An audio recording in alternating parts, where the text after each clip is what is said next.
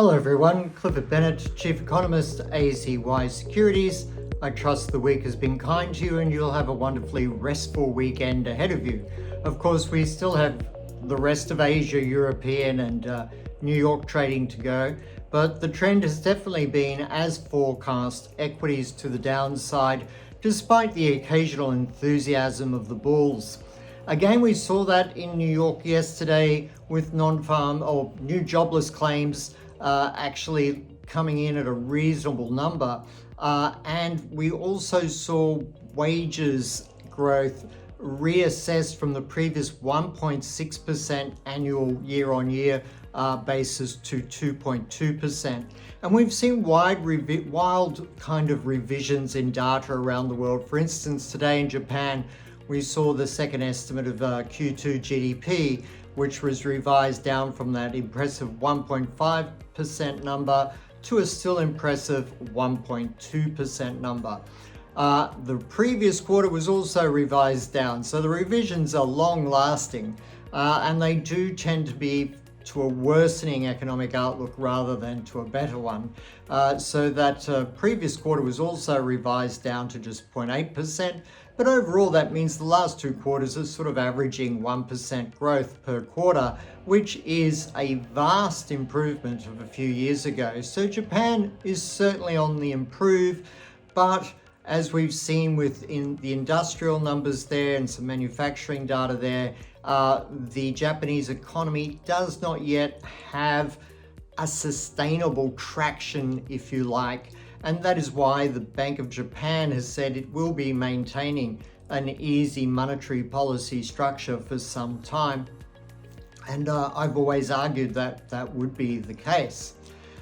In overall, though, I think we're continuing to see a worsening of economic data across Europe and in the United States.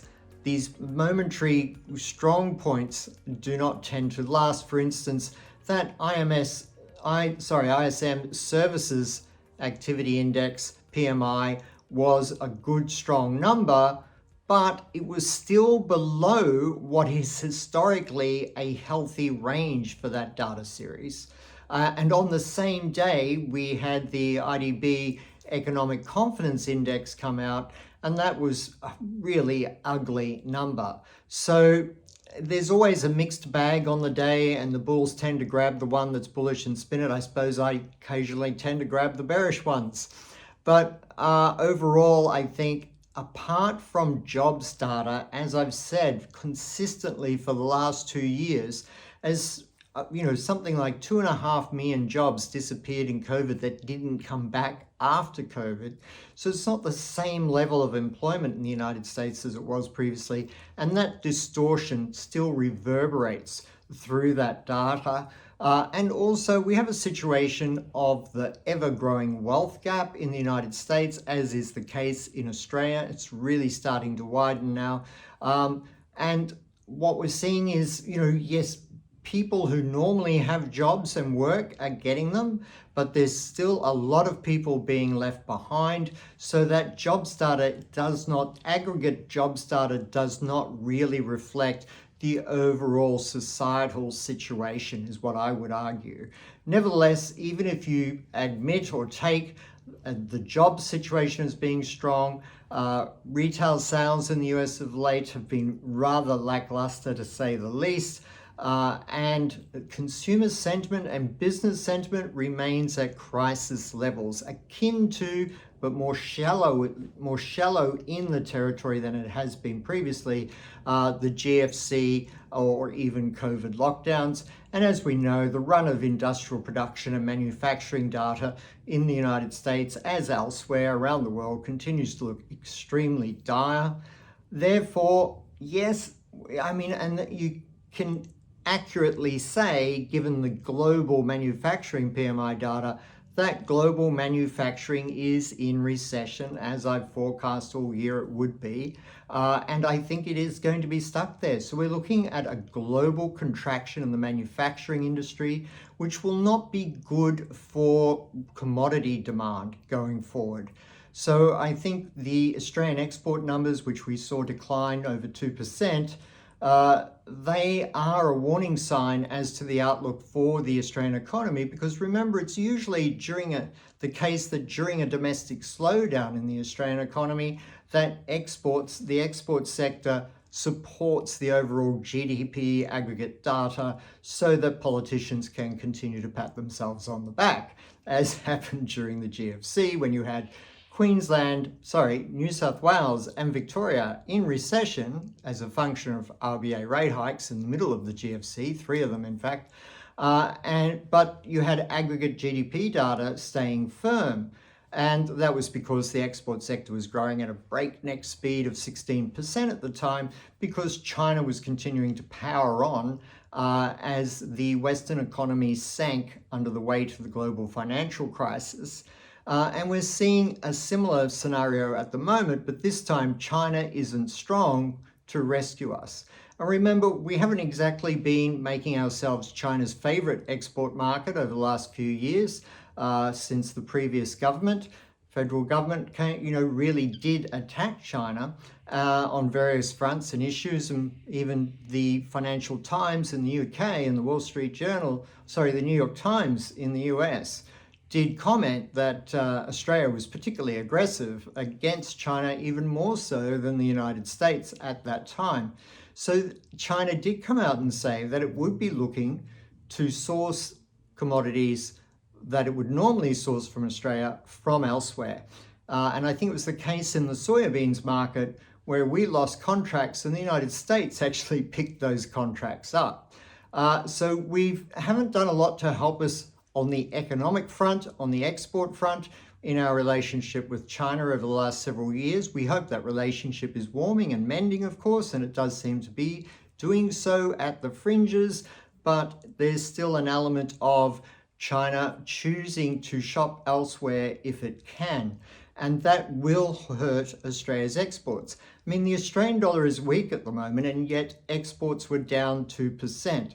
So the usual or the previous quarter GDP data was supported by strong exports that may not be there in Q3 and Q4. So we could see a very sharp turnaround in Australia's GDP to the downside over the second half of the year. And that export data is something to watch on a month-by-month basis as we move through the rest of this year. Of course, overall, with yields still very strong and likely to go higher in the US at the long end, that will continue to support the US dollar.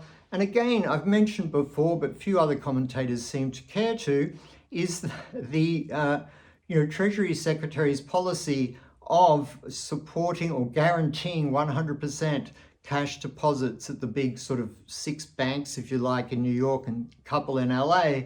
That 100% deposit guarantee is most likely attracting cash deposits from elsewhere in the world, and certainly encourages all US corporations to bring their cash balances home during such uncertain times and have them federally guaranteed. Why not? So it's a real market distortion, and that is part of the reason why the US dollar is strong as well. So it's capital repatriation by US firms, it's overseas entities seeking to establish US entities and create cash deposits in those federally government guaranteed banks, and it is of course some flight to safety as global uncertainties persist.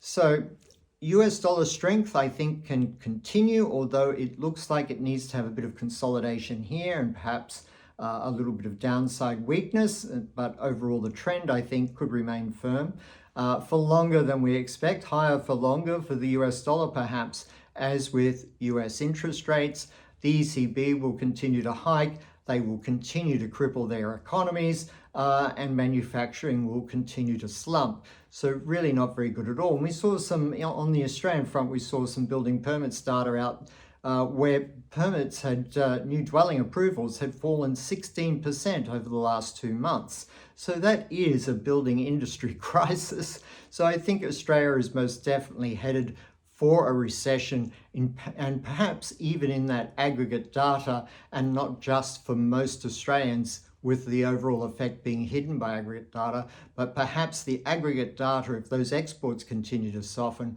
will also register what is already a very serious domestic economic slowdown.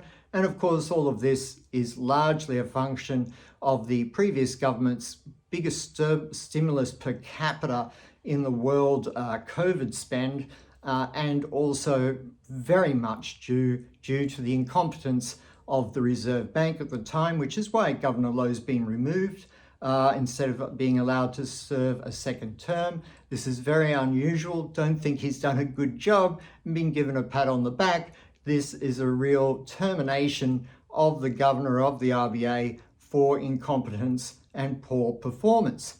That's why he's being removed. It's unprecedented to do what's just happened, but the Treasurer had to. The performance was so bad. And this is why Australia is now headed for recession, because the RBA, through keeping rates near zero for far too long, even when the economy was booming, which is just ridiculous, and then hiking rates, most aggressive hiking cycle in history, or one of the most, has created a sort of boom and then a bust economy for the Australian people. And we're certainly experiencing that. And a lot of Australians are already experiencing it, even if it isn't showing up in the economic data as yet. So moving forward, I think look for a quick turnaround in Australia's just released strong quarterly GDP data back to the downside. Overall for equities, as I said, they continue to sink, and there could be a bit of a bounce on the day, but overall the outlook is very much to the downside, as a lot of leverage long positioning is now being unwound out of the market on top of a very poor fundamental picture that's largely been hidden by the mainstream media headlines. Thanks very much. All the best for the weekend.